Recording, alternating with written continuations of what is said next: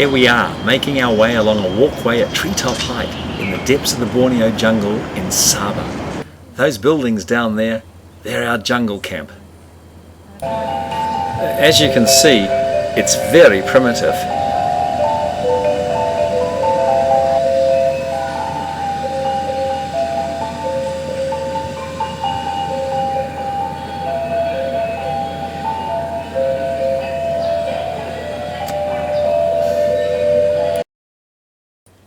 Anyway, back to the treetops and our jungle guide.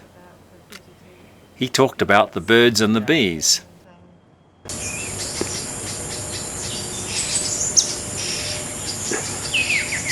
Butterflies with easy to understand cute names like Childates pandava, Aretes elegans, Idea laconia, and dragonflies with simple names like Neurothemis terminata. Then he went quiet and looked round to see who was listening, lowered his voice and told us that in the neighbouring territory there's El-Dorado, a place of gold and beauty. That was the only invitation we needed. Faster than a speeding bullet, we were packed and loitering with intent at the airport. Is it okay to go to the toilet before takeoff? Oh, thanks. Oh, I want to go to business class. Eventually, we were up and away on a wing and a prayer. On landing, we hailed a taxi and were soon on our way to our next jungle camp.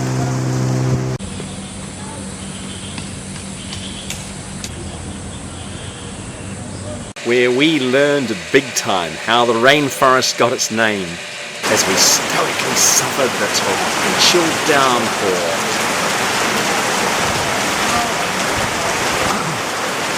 Isn't it wonderful being in the tropics? In the Somerset Moornish place, with the rain coming down. Then it was off into the night jungle, making our way through the undergrowth, watched by scores of prying eyes,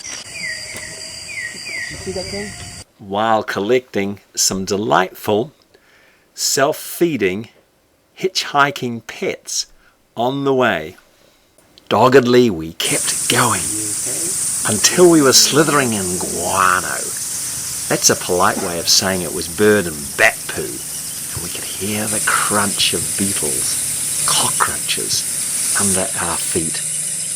Apparently we had walked into the jaws of a gold mine, jealously guarded by the locals, who quickly overpowered us and forced us to pole dance for their amusement. The poles were vertical, not horizontal, and the dancing wasn't sexy. We had to avoid getting our feet severely hurt. Was this cave with an overpowering aroma El-Dorado? What was this gold they were mining? It was the nests of the swiftlet birds. These nests are made high in the caves, and they're collected and sold for thousands of dollars to rich Asians who love to sip on the bird spit, the main ingredient of bird's nest soup. This was no El-Dorado. During a mighty thunderstorm, we seized our opportunity to escape into the darkness of the jungle. We made our way through towns where people did very strange things. And in no time, we found that we were making our way to the pristine rainforests of Brunei. First by water taxi. This is our boat. And then by hitching a ride with several others in a longboat.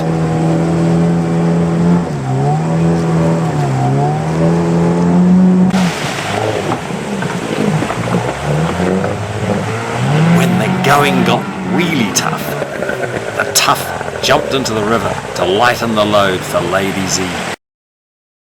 After many adventures in the river, we landed and made our way uphill, although it was all too much for one of our companions. We climbed and climbed until we reached the rickety scaffolding and climbed higher into the air until we were walking along the jungle canopy, swaying in the breeze. Then it was down to the river again.